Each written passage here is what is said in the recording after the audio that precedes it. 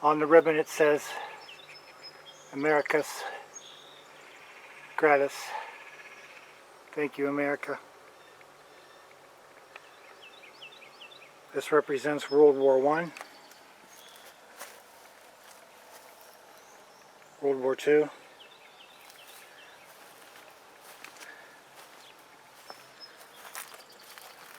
Korean conflict, Vietnam. And here's all the soldiers' names etched in stone from the local area who served us. Very nice tribute to our great armed forces.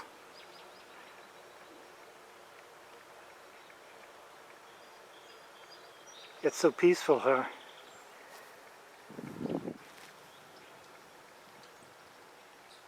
Something monument stone with all the relatives buried in a circle. Actually a half circle around the monument. Uhrichsville a long time ago was known as the clay capital of the world because in the ground here there's clay everywhere. So naturally they started making gravestone markers out of clay. This is one of them, and as you can see it's held up quite well. Let's go look at the other ones.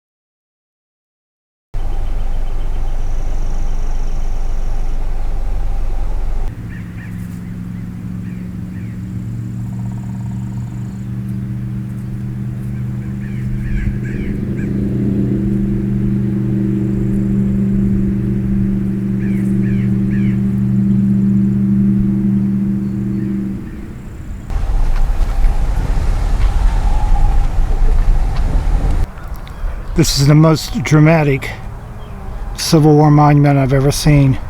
There's a lot of things going on here with the wounded soldier on the ground, the other soldier offering him help and consolence, the broken wagon wheel representing the broken circle in life with the spokes hanging freely.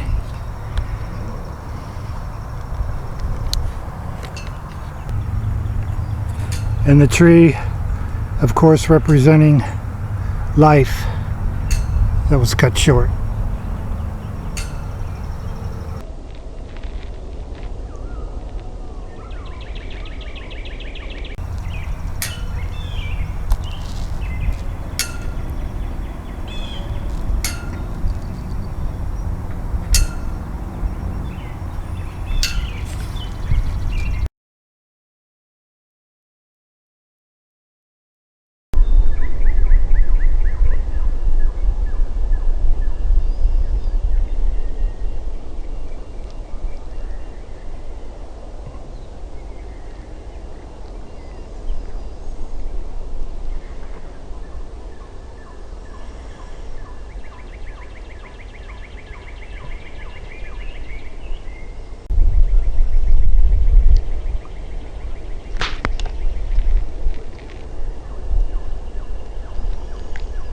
Scroll hidden in the tree is debatable. So I took the soldier and the cannon down.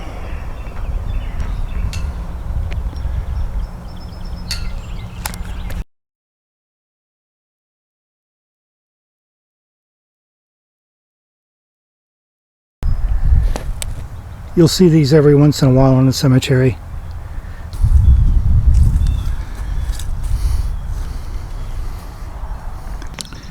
This is such an unusual monument.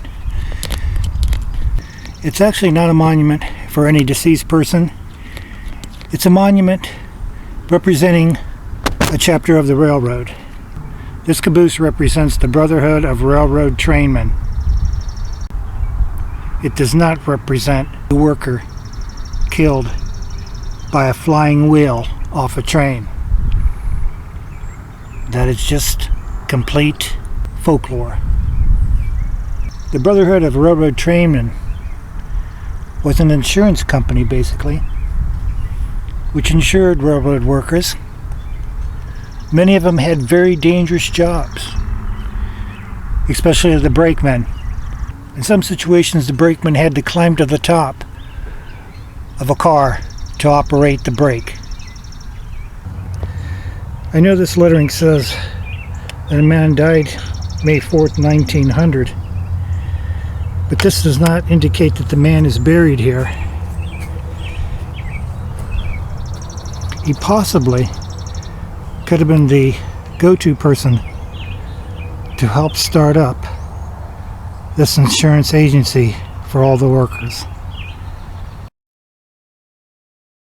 What they call, I believe, the Old Hill. This is the oldest part of the cemetery.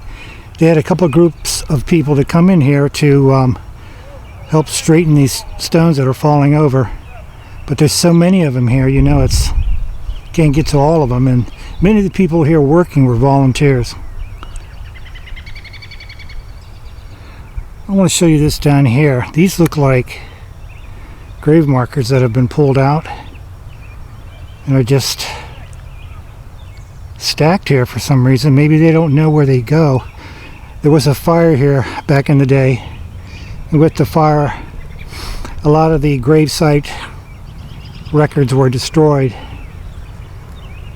So it's an ongoing process, I guess, down here, finding out where people were laid to rest. You can see a couple of these are marked for identification. I just found out that these were basically removed from the ground over here. They had a washout there. That's where all of these gravestones come from. Get this one way down here by the river.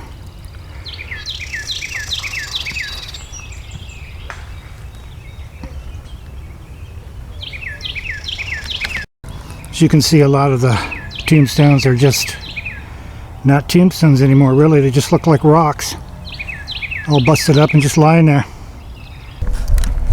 This part of the cemetery has people buried here from the War of 1812. It's a long time ago. Looks like a few of them even made it over the hill. Sad to see. Just crumbles.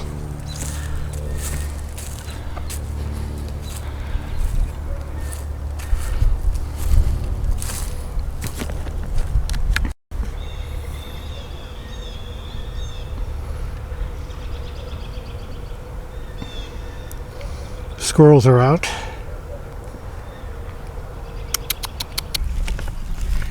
You know, I'm sure a lot of this was intentionally done by vandals whenever, but as you can see from the terrain here, everything is just shifting and sinking. It looks like a lot of water flows through here when it rains. They are all over down there, heading towards the river. Unbelievable.